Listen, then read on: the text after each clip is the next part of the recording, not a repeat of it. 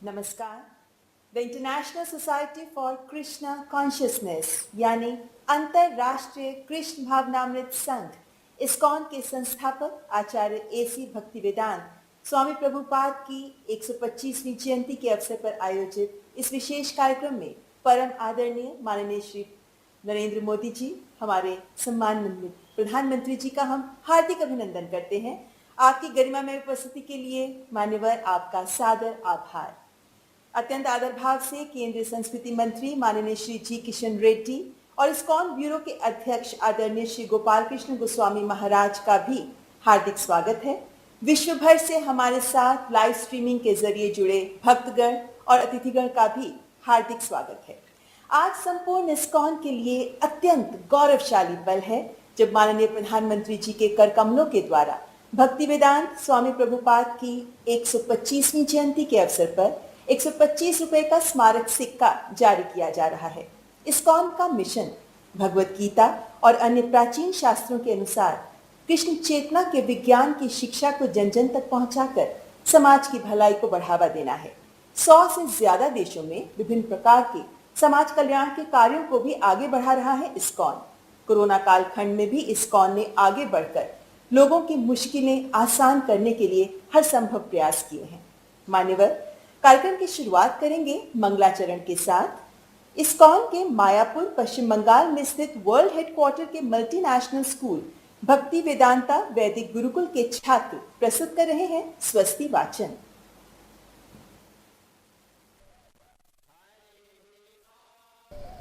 हरि ओम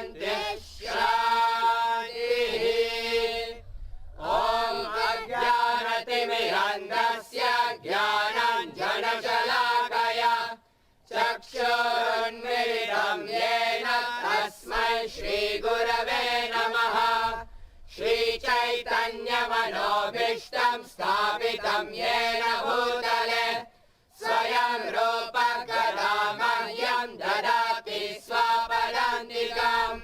नमो ॐ विष्णुपादाय कृष्णपृष्ठाय भूतले श्रीमते भक्तिवेदान्त स्वामिनिति नामिने। नमस्ते सारस्वते देवे गौरवाणी प्रचारिणे निर्विशेष शून्यवादी पाश्चात्यदेशतारिणे वंशाकल्पतरुभ्यश्च कृपा सिन्धुभ्य एव च पतितानां पावनेभ्यो वैष्णवेभ्यो नमो नमः।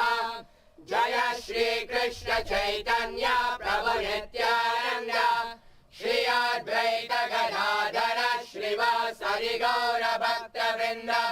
हरे कृष्ण कृष्ण कृष्ण हरे हरे हरे राम राम राम हरे हरे। और अब मैं केंद्रीय संस्कृति मंत्री माननीय श्री जी किशन रेड्डी को स्वागत संबोधन के लिए आमंत्रित करती हूँ। परम आदरणीय प्रधानमंत्री श्री नरेंद्र मोदी जी, परम पूज्य श्री श्रील गोपाल कृष्ण महाराज जी, chairman of the ISKCON, and all devotees participating in this auspicious event today. It is great pleasure and privilege for me to be here today at the memorable auspicious ceremony in commemoration of the 125th birth anniversary of the Srila Bhakti Sri Vedanta Swami Prabhupada ji, founder and Acharya of ISKCON. For millennia, India has served as the seat of knowledge. It has taught countless people the righteous path of life. The life of Srila Prabhupada ji is in itself a story of dedication, devotion, determination, and courage. Today, ISKCON, the movement founded by Swamiji, is globally known for a commitment, dedication to the propagation and promoting Bhagwan Sri Krishna teachings and Bharatiya culture, knowledge, and tradition to practical solution to the problems of people and make the world Vasudhaika Kutumbam. Due to the efforts of Srila Prabhupada ji and his followers, today one can see big number of people, different nationalities, wearing saris and dhotis, chanting Sanskrit mantras, reading Srimad Bhagavad Gita and other Puranas. This is indeed a cultural revolution brought about by Srila Prabhupada ji as the cultural ambassador of our great heritage and philosophy. The International Society for Krishna Consciousness today is one of the greatest cultural bridge between India and West. But Srila Prabhupada ji, with his ISKCON movement, efforts were not just limited to the foreign countries. Srila Prabhupada ji several times remarked that he had a deep desire to revive and spiritual, cultural India. Along with promoting culture, ISKCON has been forefront service activity for welfare of the people. Particularly downtrodden. Even during the COVID pandemic, I had opportunity to visit Mega Kitchen at Dwaraka National Capital in Delhi, where free meals for 4 lakh needy people was being cooked and distributed.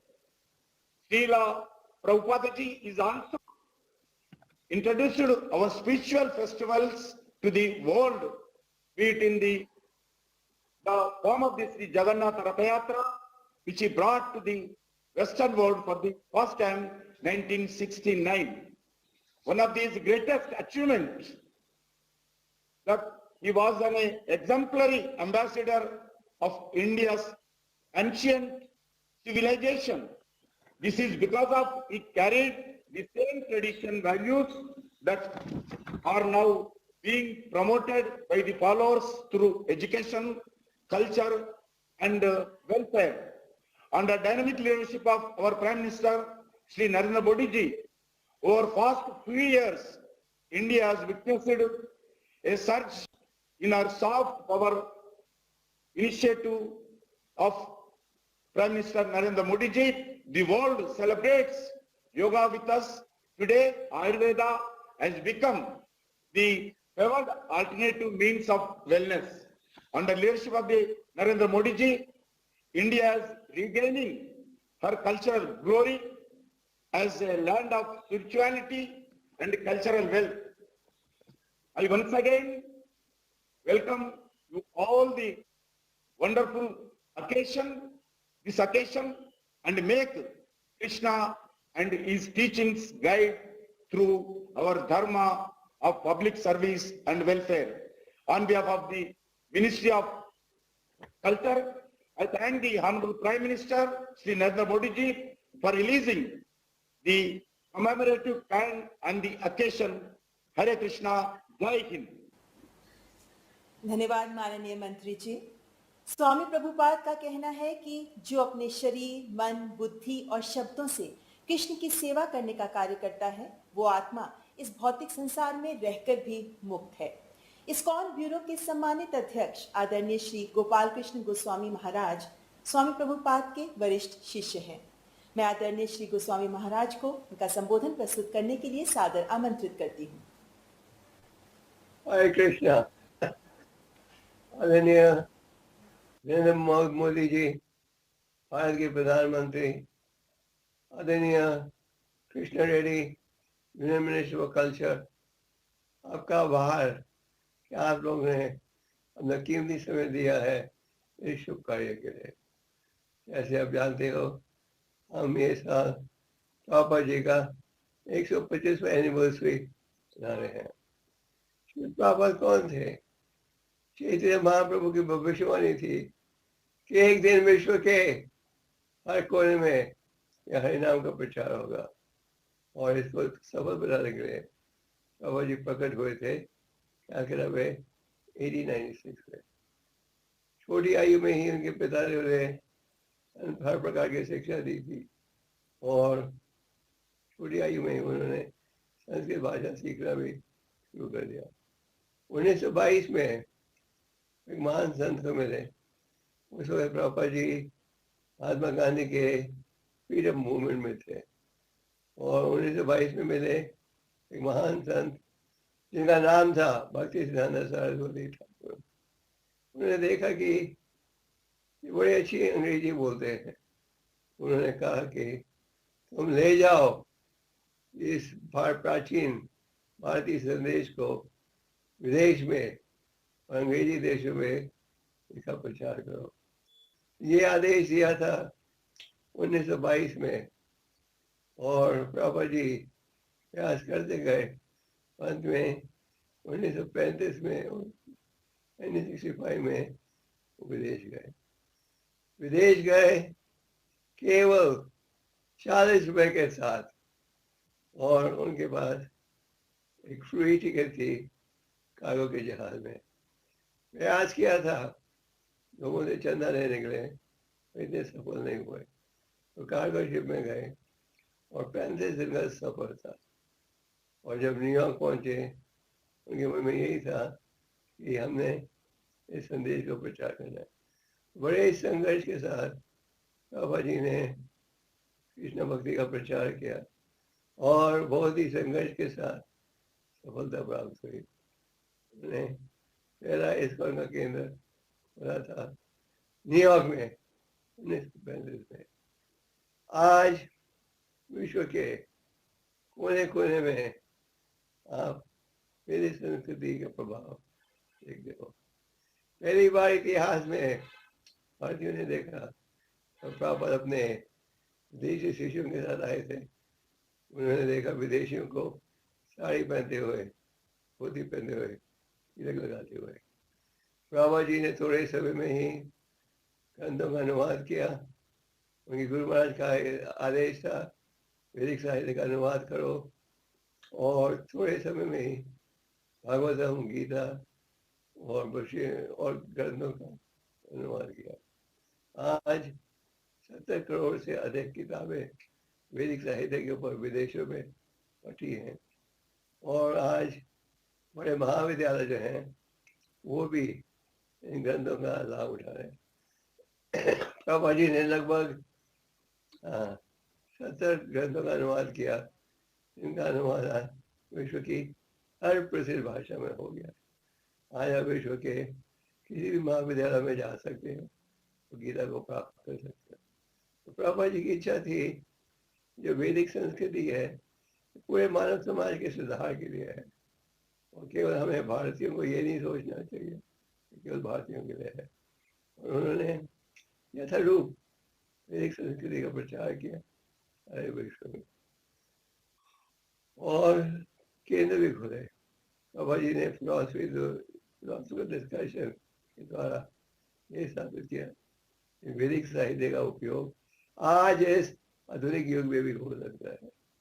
तो हम बड़े आभारी हैं प्रधानमंत्री जी के कि उन्होंने अपना कीमती समय दिया है इस योजना को सफल बनाने के लिए। बाबा जी की इच्छा थी कि पूरे विश्व सुखी बने, लोगों का चरित्र हो, शांति की प्राप्ति के लिए हम प्रयास करें। ये जब हो सकता है तो हम शास्त्रों की शिक्षा का लाभ उठा, और ये जो संदेश है वे मानव समाज में, साथ में सामाजिक सेवा विभाग था। बाबा जी ने एक फूड फॉर लाइफ प्रोग्राम शुरू किया था। और कहा जाता है कि ये फूड फॉर लाइफ का प्रोग्राम तो हम लगभग विश्व के हर कोने में कर रहे हैं। ये लाखों लोग लाभ उठा रहे हैं। और इसके साथ जब ऐसे सामाजिक सेवा की, ऐसे जब कोविड आया था, कोविड के कैंप खोले हर जगह समाज की सेवा के। तो भारतीय संस्कृति का लाभ हम सबको उठाना चाहिए। बाबा जी की बड़ी इच्छा थी कि भारतवासी अपनी संस्कृति को नहीं भूलें।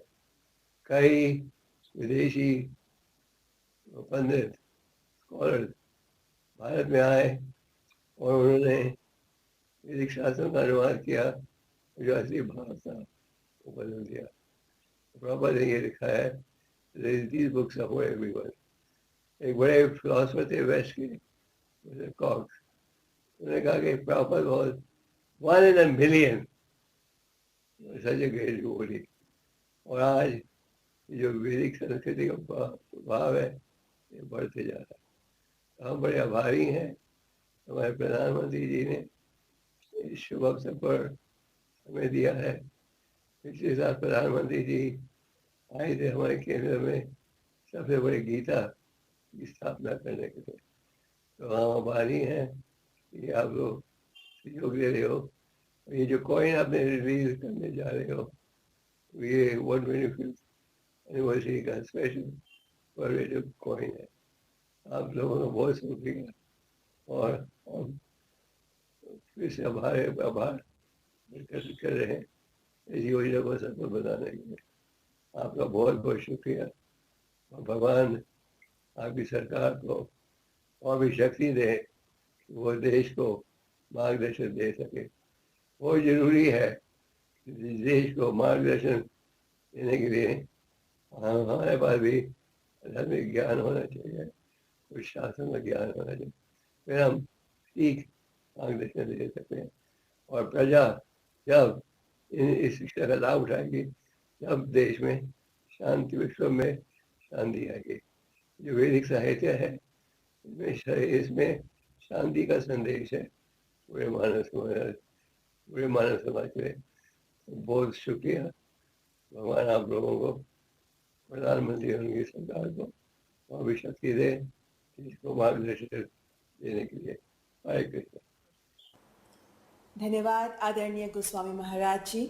और मैं माननीय प्रधानमंत्री जी से विनयपूर्ण आग्रह करती हूँ कि कृपया रिमोट का बटन दबाकर भक्ति वेदांत स्वामी प्रभुपाद की 125वीं जयंती के अवसर पर 125 रुपए का स्मारक सिक्का जारी करें।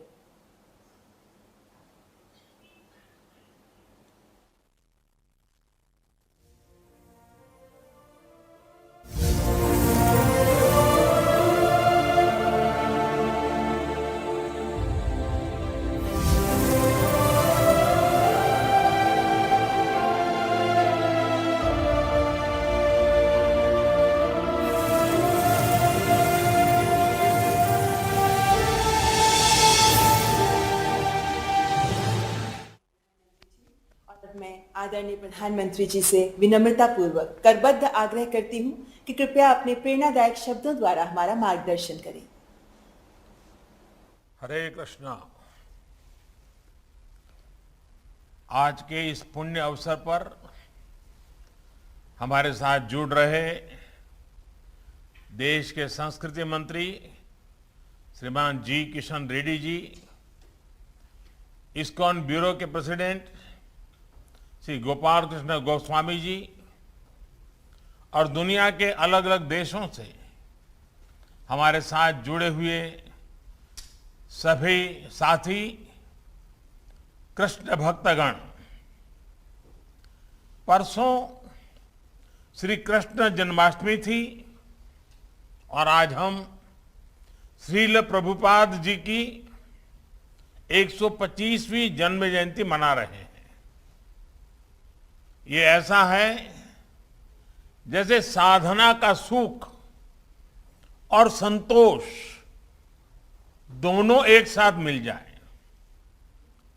इसी भाव को आज पूरी दुनिया में श्रील प्रभुपद स्वामी ने लाखों करोड़ों अनुयायी और लाखों करोड़ों कृष्ण भक्त स्वाभाविक रूप से अनुभव कर रहे हैं। मैं सामने स्क्रीन पर अलग अलग देशों से आप सब साधकों को देख रहा हूं। ऐसा लग रहा है जैसे लाखों मन एक भावना से बंधे हो, लाखों शरीर एक कॉमन कॉन्शियसनेस से जुड़े हुए हो। ये वो कृष्ण कॉन्शियसनेस है जिसकी अलख प्रभुपाद स्वामी जी ने पूरी दुनिया तक पहुंचाई। साथियों, हम सब जानते हैं कि प्रभुपाद स्वामी एक अलौकिक कृष्ण भक्त तो थे ही, साथ ही वो एक महान भारत भक्त भी थे। उन्होंने देश के स्वतंत्रता संग्राम में संघर्ष किया था। उन्होंने असहयोग आंदोलन के समर्थन में स्कॉटिश कॉलेज से अपना डिप्लोमा तक लेने से मना कर दिया था। आज ये सुखद संयोग है कि देश ऐसे महान देशभक्त का 125वां जन्मदिन एक ऐसे समय में हो रहा है जब भारत अपनी आजादी के 75 साल का पर्व अमृत महोत्सव मना रहा है। श्रील प्रभुपाद स्वामी हमेशा कहते थे कि वो दुनिया के देशों में इसलिए भ्रमण कर रहे हैं क्योंकि वो भारत की सबसे अमूल्य निधि दुनिया को देना चाहते हैं।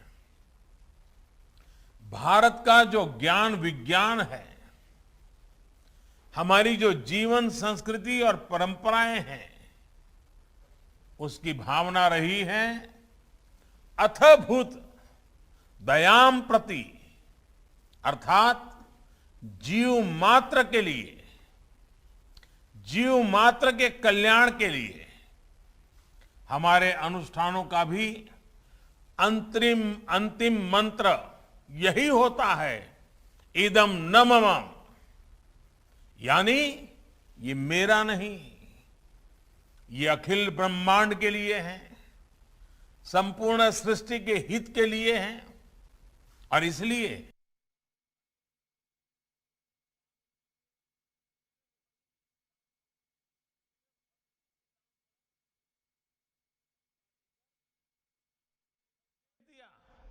कि वे भारत के चिंतन और दर्शन को दुनिया तक ले जाएं। श्रील प्रभुपाद जी ने अपने गुरु के इस आदेश को अपना मिशन बना लिया और उनकी तपस्या का परिणाम आज दुनिया के कोने कोने में नजर आता है। अमृत महोत्सव में भारत ने भी सबका साथ, सबका विकास और सबका विश्वास के मंत्र के साथ ऐसे ही संकल्पों को अपनी आगे की यात्रा का आधार बनाया है। हमारे इन संकल्पों के केंद्र में, हमारे इन लक्ष्यों के मूल में भी वैश्विक कल्याण की ही भावना है। और आप सभी इसके साक्षी हैं कि इन संकल्पों की पूर्ति के लिए सबका प्रयास कितना आवश्यक है। आप कल्पना कर सकते हैं, अगर प्रभुपाद जी ने अकेले विश्व को इतना कुछ दिया है, तो जब हम सब उनके आशीर्वाद से एक साथ प्रयास करेंगे तो कैसे परिणाम आएंगे। हम जरूर मानवीय चेतना के उस शिखर तक पहुंचेंगे जहां से हम विश्व में और बड़ी भूमिका निभा सके, प्रेम के संदेश को जन जन तक पहुंचा सके। साथियों, मानवता के हित में भारत दुनिया को कितना कुछ दे सकता है, आज इसका एक बहुत बड़ा उदाहरण है विश्व भर में फैला हुआ हमारा योग का ज्ञान, हमारी योग की परंपरा, भारत की जो सस्टेनेबल लाइफस्टाइल है, आयुर्वेद जैसे जो विज्ञान है। हमारा संकल्प है कि इसका लाभ पूरी दुनिया को मिले। आत्मनिर्भरता के बीच इस मंत्र की श्रील प्रभुपाद अक्सर चर्चा करते थे, उसे भारत ने अपना ध्येय बनाया है और उस दिशा में देश आगे बढ़ रहा है। मैं कई बार जब आत्मनिर्भर भारत और मेक इन इंडिया के लक्ष्यों की बात करता हूं, तो मैं अपने अधिकारियों को, बिजनेसमैन को इस्कॉन के हरे कृष्ण मूवमेंट की सफलता का उदाहरण देता हूं। हम जब भी किसी दूसरे देश में जाते हैं और वहां जब लोग हरे कृष्ण बोलकर मिलते हैं तो हमें कितना अपनापन लगता है, कितना गौरव भी होता है। कल्पना करिए, यही अपनापन जब हमें मेक इन इंडिया प्रोडक्ट के लिए मिलेगा तो हमें कैसा लगेगा। इस्कॉन से सीखकर हम इन लक्ष्यों को भी हासिल कर सकते हैं। साथियों, भगवान कृष्ण ने अर्जुन से कहा था, नहीं ज्ञानेन सदृशम पवित्रमिहि विद्यते, अर्थात ज्ञान के समान पवित्र कुछ भी नहीं है। ज्ञान को ये सर्वोच्चता देने के बाद उन्होंने एक और बात कही थी, मैव मन अधस्तत्व मयि बुद्धिम निवेशय, यानी ज्ञान विज्ञान को हासिल करने के बाद अपने मन को, बुद्धि को कृष्ण में लगा दो, उनकी भक्ति में समर्पित कर दो। ये विश्वास, ये बल भी एक योग है जिसे गीता के 12वें अध्याय में भक्ति योग कहा गया है। और इस भक्ति योग का सामर्थ्य बहुत बड़ा होता है। भारत का इतिहास भी इसका साक्षी है। जब भारत गुलामी के गहरे गर्त में फंस गया था, अन्याय, अत्याचार और शोषण से पीड़ित भारत अपने ज्ञान और शक्ति पर ध्यान नहीं लगा पा रहा था, तब ये भक्ति ही थी जिसने भारत की चेतना को जीवंत रखा, भारत की पहचान को अक्षुण्ण रखा।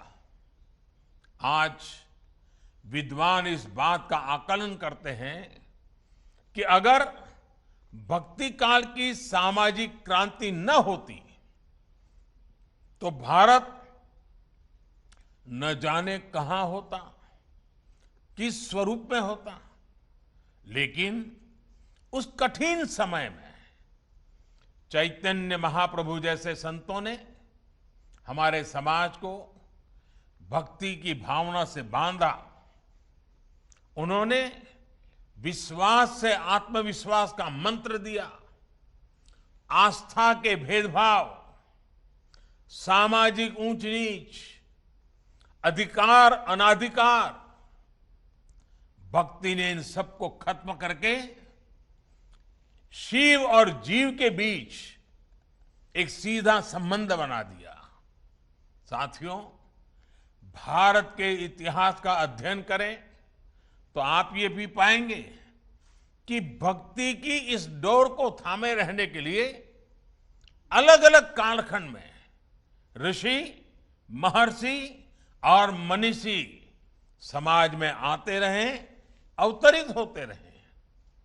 एक समय अगर स्वामी विवेकानंद जैसे मनीषी आए जिन्होंने वेद वेदांत को पश्चिम तक पहुंचाया, तो वहीं विश्व को जब भक्ति योग को देने की जिम्मेदारी आई तो श्रील प्रभुपाद जी और इस्कॉन ने इस महान कार्य का बीड़ा उठाया। उन्होंने भक्ति वेदांत को दुनिया की चेतना से जोड़ने का काम किया। यह कोई साधारण काम नहीं था। उन्होंने करीब 70 साल की उस उम्र में इस्कॉन जैसा वैश्विक मिशन शुरू किया। जब लोग अपने जीवन का दायरा और सक्रियता कम करने लगते हैं, यह हमारे समाज के लिए और हर व्यक्ति के लिए एक बड़ी प्रेरणा है। कई बार हम देखते हैं लोग कहने लगते हैं कि उम्र हो गई, नहीं तो बहुत कुछ करते, या फिर अभी तो सही उम्र नहीं है ये सब काम करने की। लेकिन प्रभुपाद स्वामी अपने बचपन से लेकर के पूरे जीवन तक अपने संकल्पों के लिए सक्रिय रहे। प्रभुपाद जी समुद्री जहाज से जब अमेरिका गए तो वो लगभग खाली जेब थे। उनके पास केवल गीता और श्रीमद् भागवत की पूंजी थी। रास्ते में उन्हें 2 बार हार्ट अटैक आया यात्रा के दरमियान। जब वो न्यूयॉर्क पहुंचे तो उनके पास खाने की व्यवस्था भी नहीं थी, रहने का तो ठिकाना ही नहीं था। लेकिन उसके अगले 11 सालों में दुनिया ने जो कुछ देखा, श्रद्धेय अटल जी के शब्दों में कहें तो अटल जी ने इनके विषय में कहा था, वो किसी चमत्कार से कम नहीं था। आज दुनिया के अलग अलग देशों में सैकड़ों इस्कॉन मंदिर है। कितने ही गुरुकुल भारतीय संस्कृति को जीवंत बनाए हुए हैं। इस्कॉन ने दुनिया को बताया है कि भारत के लिए आस्था का मतलब है उमंग, उत्साह और उल्लास और मानवता पर विश्वास। आज अक्सर दुनिया के अलग अलग देशों में लोग भारतीय वेशभूषा में कीर्तन करते दिख जाते हैं। कपड़े सादे होते हो, हाथ में ढोलक, मंजीरा जैसे वाद्य यंत्र होते हैं, हरे कृष्ण का संगीतमय कीर्तन होता है और सब एक आत्मिक शांति में झूम रहे होते हैं। लोग देखते हैं तो उन्हें यही लगता है कि शायद कोई उत्सव या आयोजन है। लेकिन हमारे यहां तो ये कीर्तन, ये आयोजन जीवन का सहज हिस्सा है। आस्था का ये उल्लासमय स्वरूप निरंतर पूरी दुनिया में लोगों को आकर्षित करता रहा है। ये आनंद आज स्ट्रेस से दबे विश्व को नई आशा दे रहा है।